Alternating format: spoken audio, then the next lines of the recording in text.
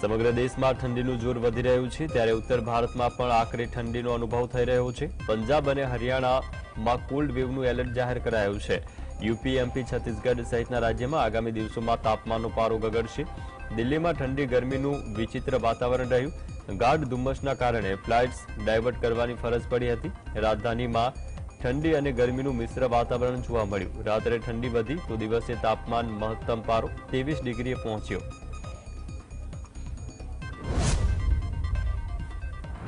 કોરોનાનો નવો variant JN1 સમગ્ર વિશ્વમાં હાહાકાર મચાવી રહ્યો છે। તેમાં પણ ખાસ કરીને બ્રિટન, ચીન અને અમેરિકામાં નવા વેરિયન્ટના લીધે વધારે તકલીફો થઈ રહી છે।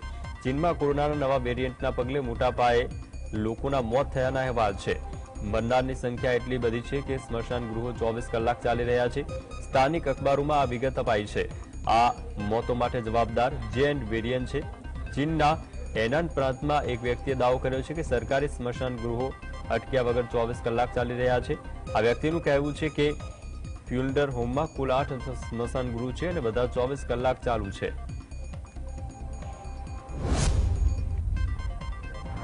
દેશમાં કોરોનાના કેસમાં ચિંતાજનક વધારો જોવા મળ્યો। દેશમાં કોરોનાના એક્ટિવ કેસોની સંખ્યા 4170 થઈ ગઈ છે।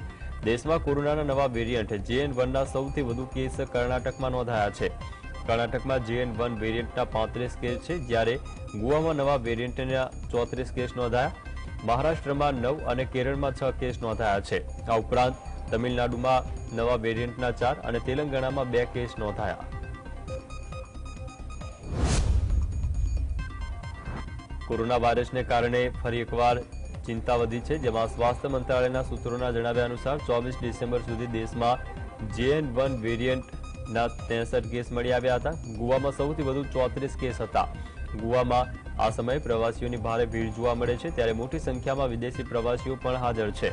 સૂત્રોનું કહેવું છે કે ટેસ્ટિંગ વધી રહ્યું છે અને કેસ પણ વધ્યા છે, પરંતુ અત્યારે ગભરાવાની જરૂર નથી। જો કે આરોગ્ય મંત્રાલયના જણાવ્યા અનુસાર JN1 વેરિયન્ટ પર પરિસ્થિતિ થોડા દિવસોમાં સ્પષ્ટ થઈ જશે, કારણ કે મોટી સંખ્યામાં નમૂનાઓ જીનો પરીક્ષણમાં મોકલાયા છે। જો કે વરિષ્ઠ ડોક્ટરના જણાવ્યા અનુસાર અત્યાર સુધીમાં નવા પ્રકારના સામાન્ય ફ્લૂ જેવો વાયરસ છે। વધારે ચિંતાની આવશ્યકતા નથી।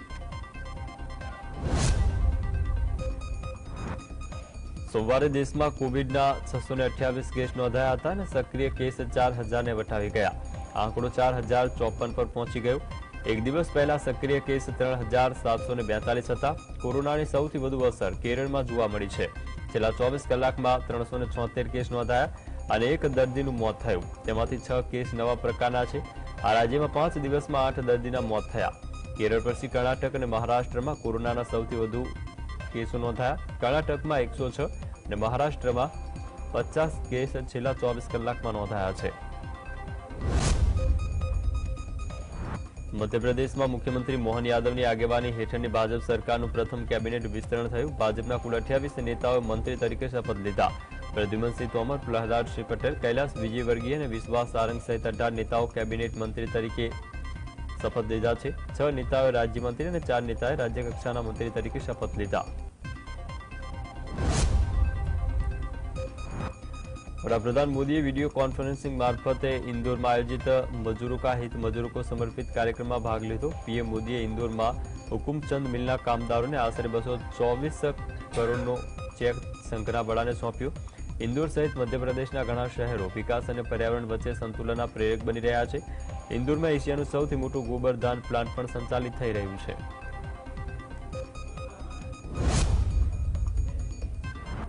કોંગ્રેસ પાર્ટીના નેતા જયરામ રમેશે જણાવ્યું કે વિપક્ષી ઇન્ડિયા ગઠબંધનની 19મી ડિસેમ્બરના રોજ બેઠક યોજવામાં આવી હતી। બેઠકમાં સીટોની વહેંચણી મુદ્દે ચર્ચા કરાઈ હતી।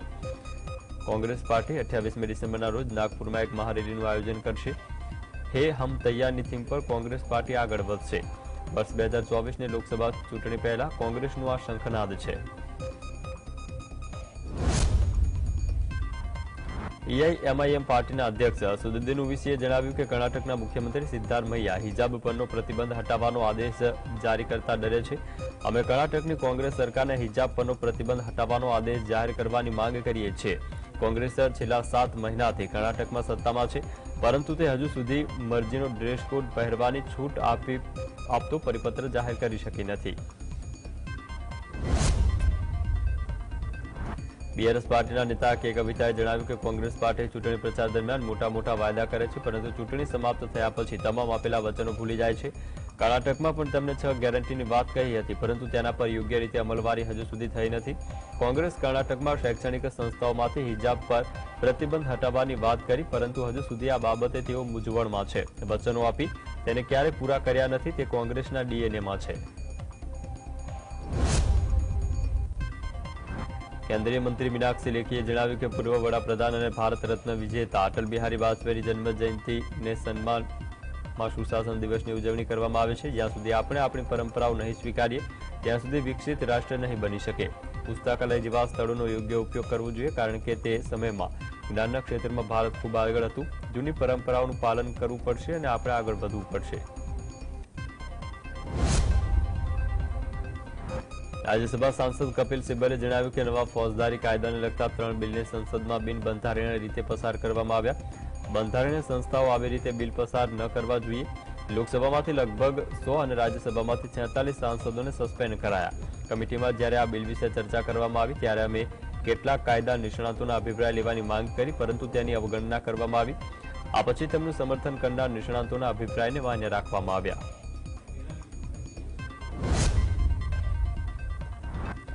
ઓડિશાના અંગુલમાં કેન્દ્રીય મંત્રી ધર્મેન્દ્ર પ્રધાને જણાવ્યું કે કોઈ પણ વ્યક્તિ કોઈ પણ અસંસ્કારી હોવાને કારણે જેલમાં મોકલાતું નથી. કલ્યાણ બેનર્જી સહિત તૃણમૂલ કોંગ્રેસના કેટલાક નેતાઓમાં અહંકાર આવી ગયો છે અને માટે દેશના બંધારણીય પદ પર બેસનાર વ્યક્તિને આવી રીતે મજાક ઉડાવવામાં આવે છે.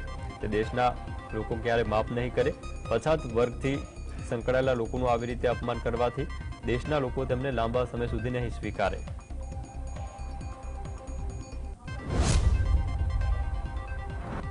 લોકસભાની ચૂંટણી માટે આંધ્રપ્રદેશમાં સત્તારૂઢ વાયએસઆર કોંગ્રેસ સાથે જોડાણ માટે ભાજપે વારંવાર કહેણ મોકલવા છતાં જગનમોહન રેડ્ડીએ કોઈ પ્રતિસાદ ન આપતા ભાજપ મૂંઝવણમાં છે. આંધ્રમાં ચંદ્રબાબુ નાયડુ ભાજપ સાથે જોડાણ માટે તૈયાર છે, પણ નાયડુ ભ્રષ્ટાચારના કેસમાં જેલ ભેગા થતા ભાજપમાં ખચવાટ છે. ભાજપના સાથી પવન કલ્યાણ અને ચંદ્રબાબુ સાથે જોડાણ માટે દબાણ છે અને બીજી તરફ ભાજપ જગન સાથે જોડાણ માટે તૈયાર છે, પણ જગનને ભાજપ સાથે જોડાણ કરવાથી મુસ્લિમ અને ખ્રિસ્તી મતદારો પાછા ચંદ્રબાબુ અને કોંગ્રેસ તરફ વળી જશે તેનો ડર છે.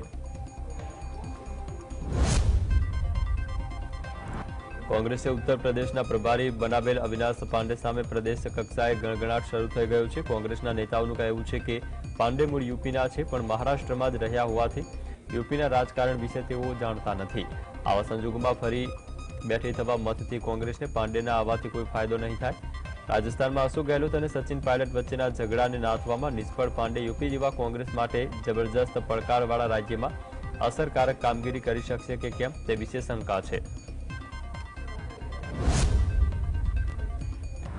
ઉત્તર પ્રદેશમાં ભાજપે ઓમપ્રકાશ રાજભરની પાર્ટી સાથે જોડાણ કર્યું, ત્યારે હવે રાજભરે બિહારમાં પણ ભાજપ પોતાની સાથે જોડાણ કરીને 3 બેઠકો આપે તેવી માંગ કરતા ભાજપની હાલત કફોડી બની ગઈ છે. રાજભરે યુપીમાં ચંદ્રોલી, ગાઝીપુર, બલિયા, મઉ અને સલેમપુર એમ 5 બેઠકો આપવાની માંગણી કરી, જ્યારે બિહારમાં કારાકાટ, સિવાન, વાલ્મીકીનગર અને નવાદા આ 4 બેઠક આપવાનું કહ્યું છે. લાંબા સમયથી વિવાદોમાં ઘેરાયેલા રેસલિંગ ફેડરેશન ઓફ ઇન્ડિયાના નવા ચૂંટાયેલા હોદ્દેદારોને કેન્દ્ર સરકારના રમતગમત મંત્રાલયે સસ્પેન્ડ કર્યો છે. રમતગમત મંત્રાલયે ભારતીય ઓલિમ્પિક એસોસિએશન ફેડરેશનનું સંચાલન કરવા માટે એડહોક કમિટી બનાવવા જણાવ્યું છે. ભાજપના સૂત્રોનું કહેવું છે કે કેન્દ્ર સરકારે આ પગલું ભર્યું, જે માટે ભાજપના સાંસદ બ્રિજભૂષણ શરણસિંહના પુત્રની હરકતો જવાબદાર છે.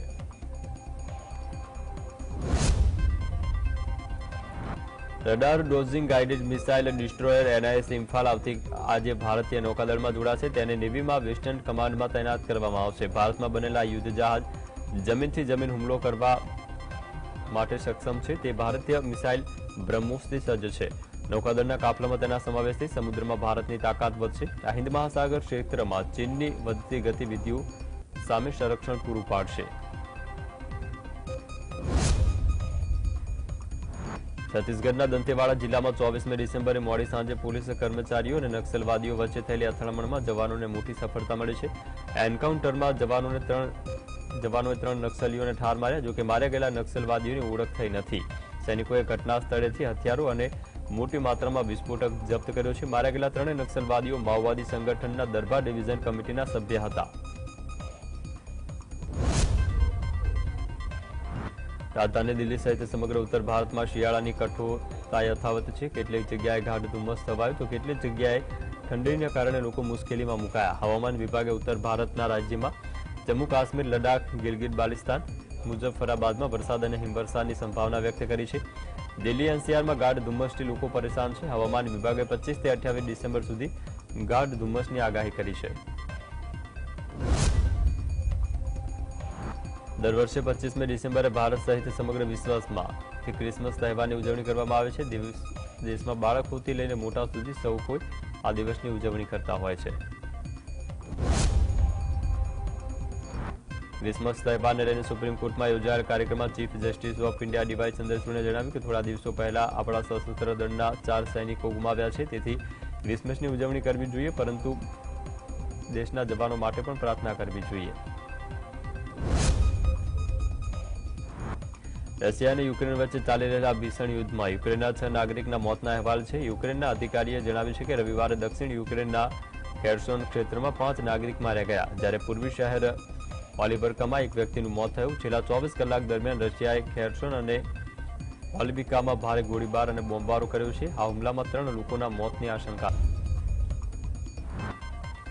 અરબ સાગરમાં ડ્રોન હુમલાનો ભોગ બનેલું વ્યાપારિક જહાજ એમવી કેમ પ્લુટો મુંબઈ પહોંચ્યું છે। વ્યાપારિક જહાજ એમવી કેમ પ્લુટો ભારત આવી રહ્યું હતું તે સમયે અરબ સાગર પર ભારતીય તટ નજીકના વિસ્તારમાં ડ્રોન વડે હુમલો કરાયો, જેના લીધે લાઇબેરિયાના ઝંડા લગાવેલા જહાજનો એક ભાગમાં તેમને નુકસાન પહોંચ્યું। આ સૌની વચ્ચે જે પેન્ટાગોને મોટો દાવો કર્યો કે ઈરાનના ડ્રોન હુમલાને કારણે ભારતની નજીક આ રાસાયણિક ટેન્કર જહાજને નિશાને બનાવવામાં આવ્યું। ઘટનાની જાણ થતાં ભારતીય કોસ્ટગાર્ડનું જહાજ ડ્રોન હુમલાનો ભોગ બનેલા જહાજ પાસે મદદ માટે મોકલાયું।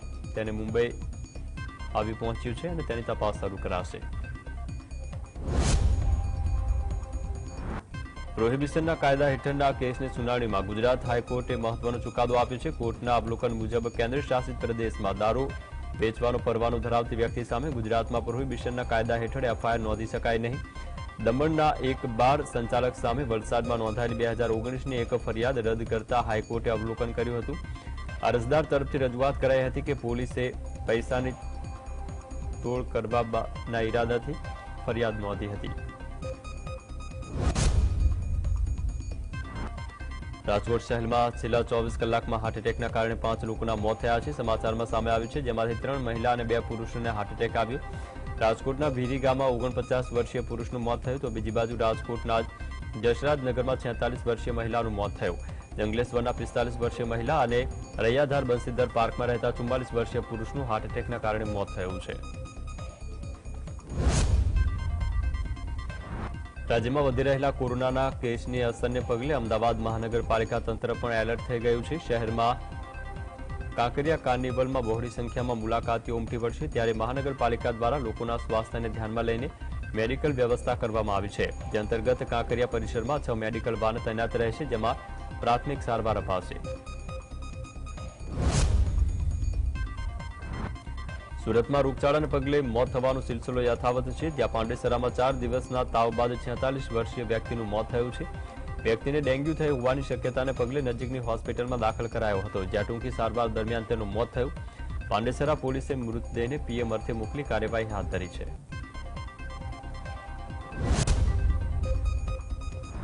કબૂતરબાજીના આંતરરાષ્ટ્રીય કૌભાંડને લઈને સીઆઈડી ક્રાઇમનો મોટો ખુલાસો। માનવ તસ્કરીને લઈને ગુજરાતના 22 લોકોના નામ સામે આવ્યા છે, જેમાંથી 22 લોકો ગુજરાતના અને અન્ય પંજાબના હોવાનું સામે આવ્યું છે। મહેસાણા, પાટણ, બનાસકાંઠા અને ગાંધીનગરના વ્યક્તિઓનો સમાવેશ થાય છે। આ તમામ લોકો ગુજરાતના એજન્ટ મારફતે ગેરકાયદે અમેરિકા જતા હોવાનું તપાસમાં સામે આવ્યું છે।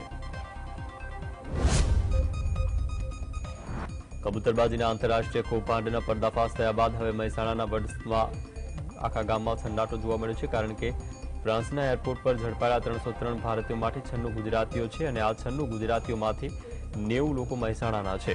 તેઓ લાંગણજ, વડસમા અને આખત ગામના હોવાની માહિતી છે। બનાસકાંઠાના પાલનપુરમાં ખાણ ખનીજ અધિકારીની જાસૂસી મામલે એલસીબીએ 3 આરોપીની અટકાયત કરી। આરોપીઓ ખાણ ખનીજ વિભાગને સરકારી ગાડી પર જીપીએસ લગાવી જાસૂસી કરતા હતા। એલસીબીએ આરોપીના મોબાઈલ કબજે કરીને તેમની પૂછપરછ કરી હતી।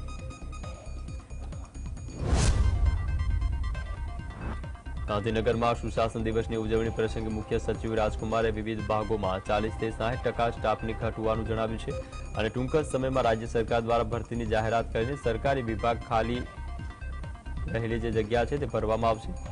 તેમણે વધુમાં કહ્યું કે ભૂતકાળમાં રાજ્યમાં જ્યારે સરકારી સ્પર્ધાત્મક પરીક્ષા હોય કે પેપર લીકની ચોરીની ઘટના હોય તમામની માહિતી હતી અને તેમના તમામ પર પગલાં લેવાયા છે।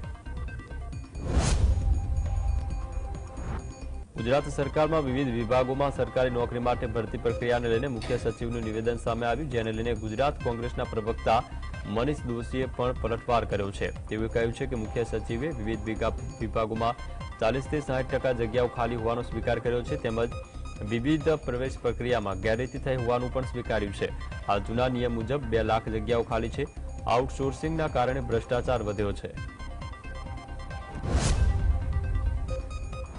બોટાદના ધારાસભ્ય ઉમેશભાઈ મકવાણાએ ગુજરાત રાજ્યમાં શિક્ષણના ખાનગીકરણમાં થઈ રહેલા વધારા સામે મુખ્યમંત્રીને પત્ર લખ્યો છે। આ પત્રમાં તેમણે માંગ કરી છે કે બોટાદ જિલ્લામાં સરકારી યુનિવર્સિટી બનાવવામાં આવે તેમજ ગુજરાત રાજ્યમાં જે જિલ્લાઓમાં સરકારી યુનિવર્સિટી નથી તેવા તમામ જિલ્લાઓમાં પણ સરકારી યુનિવર્સિટીની સ્થાપના કરવામાં આવે।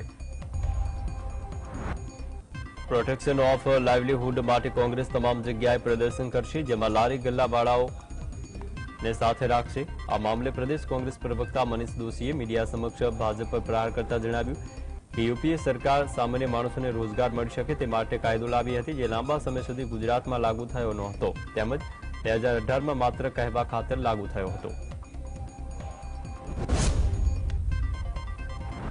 અમરેલીના કોંગી નેતા વિરજી ઠુંબરના અશોભનીય નિવેદન મામલે કેન્દ્રીય મંત્રી પુરુષોત્તમભાઈ રૂપાલાએ પ્રતિક્રિયા આપી છે। તેઓએ કહ્યું કે અમે તો દેશની સુખાકારી અને સુશાસનની કલ્પના પર ચાલીએ છીએ। કોંગ્રેસ પાર્ટી માટે આવા કોઈ વિષય ન હોવાને કારણે અથવા તેમના નેતૃત્વ પાસે કોઈ પ્રેરણા નથી મળતી, તેના કારણે લોકો આવું પ્રદર્શન કરે છે।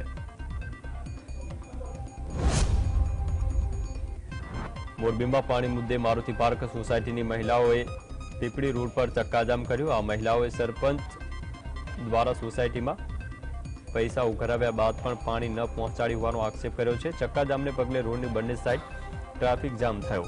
પોલીસે ઘટના સ્થળે પહોંચી સ્થિતિ પર કાબુ મેળવ્યો।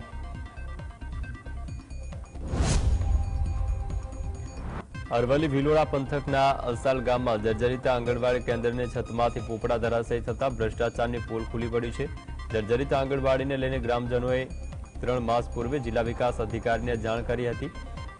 2 દિવસ પહેલા અરવલ્લી જિલ્લામાં મુખ્યમંત્રીએ 12 આંગણવાડી સહિત 275 કરોડ રૂપિયાના ખાતમુહૂર્ત અને લોકાર્પણ કર્યા હતા। બનાસકાંઠાના પાલનપુરમાં ખાણ ખનીજ વિભાગના અધિકારીના વાહન પર જીપીએસ લગાવવા મામલે આખરે એલસીબીએ તપાસ સોંપાઈ છે। મેફાઓ દ્વારા અધિકારીની દેખરેખ રાખવા માટે જીપીએસ લગાવવામાં આવ્યું હતું। મહેસાણા જિલ્લામાં મારુતિ કાર વેચતા પૂર્વ ધારાસભ્યના નામે ફર્નિચર વેચવાનો પ્રયાસ કર્યાનો ઓડિયો વાયરલ થયો છે। સ્ટારલાઇન કાર ડીલરના ઓનર અને વિજાપુરના પૂર્વ ધારાસભ્ય રમણલાલ પટેલના નામે ઠગાઈનો પ્રયાસ થયો। નકલી ફેસબુક આઈડીથી છેતરપિંડી કરવાનો નવો કિમિયો સામે આવ્યો છે, જેમાં રમણલાલ પટેલના પરિચિત લોકોને સીઆરપીએફમાંથી જમ્મુ બદલી થઈ હોવાથી ₹75,000માં બધું ફર્નિચર વેચવા માટે ફોન કરવામાં આવ્યો હતો।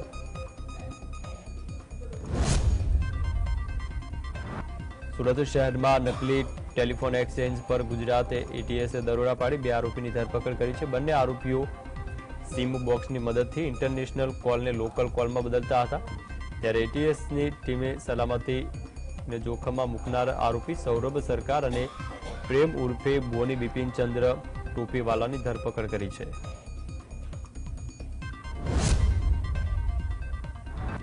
નડિયાદમાં સ્ટેશન રોડ પરના કોમ્પ્લેક્સમાં મ્યુચ્યુઅલ બેનિફિટની 2 બ્રાન્ચ સ્કીમો હાથ ધરી 21 રોકાણકારોના રોકેલા નાણાં ચાઉ કરીને શખ્સો ફરાર થયા છે। રોકાણકારોને લેવાના નીકળતા રૂપિયા 2.80 કરોડ કંપનીએ પરત નહીં આપતા છેલ્લે હાથ અદ્ધર કર્યા। આ સમગ્ર મામલે નડિયાદ ટાઉન પોલીસમાં 3 સામે ફરિયાદ નોંધાઈ છે। ગોંડલ માર્કેટિંગ યાર્ડમાં લાલ ડુંગળીની સિઝનની સૌથી વધુ આવક થઈ છે। 1.50 લાખ કટ્ટાની આવક નોંધાઈ। યાર્ડમાં ડુંગળીની આવક થઈ તે પહેલા યાર્ડ બહાર બંને બાજુએ વાહનોની 3 થી 4 કિલોમીટર લાંબી કતારો જોવા મળી। ડુંગળીની નિકાસ બંધી અને આવક વધુ થતા હરાજીમાં ડુંગળીના ભાવમાં કડાકો બોલી જવા પામ્યો છે। 20 કિલોના ભાવમાં 200નો ઘટાડો જોવા મળ્યો છે। કેશોદમાં ડોક્ટર આંબેડકર ભવન ખાતે બૌદ્ધ ધર્મ દીક્ષા સમારોહ યોજાયો, જેમાં 252 જેટલા લોકોએ બૌદ્ધ ધર્મ અંગીકાર કર્યો। આ બૌદ્ધ ધર્મ દીક્ષા સમારોહ પહેલા બુદ્ધ પ્રતિમાથી ડોક્ટર બાબા સાહેબ આંબેડકર ભવન સુધી યાત્રા રેલી યોજવામાં આવી હતી।